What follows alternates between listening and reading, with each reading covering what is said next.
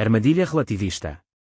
O ciclo de discussões sobre relativismo como visão do mundo, promovido pelo Banco Nacional de Ideias, em São Paulo, oferece ao público 3 alternativas, dando-as como as únicas possíveis no presente estágio da evolução do pensamento. A. O relativismo. B. O ceticismo. C. O convencionalismo, que é um arranjo entre os 2 anteriores. Numa luta de boxe, quem ganha mesmo não é nenhum dos lutadores, mas o empresário que promove o espetáculo. De uma discussão filosófica, não sai vencedor um dos contendores, mas aquele que, por trás da cena, define os termos do problema e molda de antemão as possibilidades de resposta. Não importando quem seja o vencedor aparente dos debates sobre o relativismo como visão do mundo, o ouvinte sairá dali cético, relativista ou convencionalista, e qualquer destes 3 resultados é igualmente útil à finalidade principal do certame, dar as demais alternativas como mortas e enterradas, sem ter precisado discuti-las.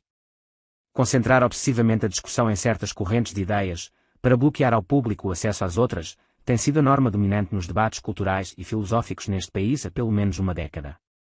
É um método elegante de censura prévia, que dá ao mais tirânico dirigismo mental as aparências de uma discussão democrática. Uns anos atrás, um ciclo de ética promovido pela Prefeitura de São Paulo pautou-se pelo critério, implícito e não declarado, mas nem por isto menos visível ao observador atento, de excluir dos debates éticos toda a perspectiva espiritual e religiosa, como se as religiões e os pensadores religiosos nada tivessem a dizer sobre o assunto, e dar ao público a impressão de que os temas básicos da discussão ética se encontram em Maquiavel, Rousseau, Karl Marx e outros pensadores políticos, que nunca escreveram uma só linha a respeito e que mostraram mesmo, em certos casos, um indiferentismo moral próximo da patologia.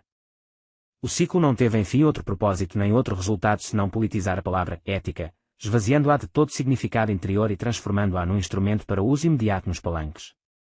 Agora, a discussão sobre o relativismo impinge ao público inculto ou semiculto uma visão ainda mais seletiva e deformante das alternativas em jogo, dando a impressão de que o relativismo é a conclusão quase inevitável do desenvolvimento científico, e de que contra ele a humanidade só tem 2 opções cabíveis: apegar-se aos universais formais do positivismo científico ou criar universais, pela padronização das crenças coletivas.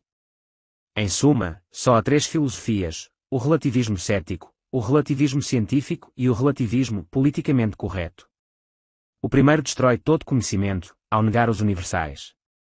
O segundo procura os universais, informando, para alívio do relativista cético, e não sem íntima satisfação, que ainda não encontrou nenhum. O terceiro diz que é preciso criar universais pela persuasão e pela atividade política, o que é o mesmo que reduzi-los a mentiras socialmente úteis. Todas as outras alternativas são reunidas sob o rótulo de dogmatismo e rejeitadas para um passado longínquo, fora do raio de visão da plateia. No entanto, é absolutamente falso que o estado presente das investigações tenha fechado a questão em torno dessas alternativas. O prodigioso desenvolvimento da religião comparada, por exemplo, coloca ante a humanidade de hoje uma evidência que não admite ser escamoteada por nenhum relativismo, militante ou diletante, a perfeita homogeneidade das estruturas e conteúdos da experiência mística entre os grandes espirituais de todas as religiões, em épocas e civilizações as mais distantes e diversas.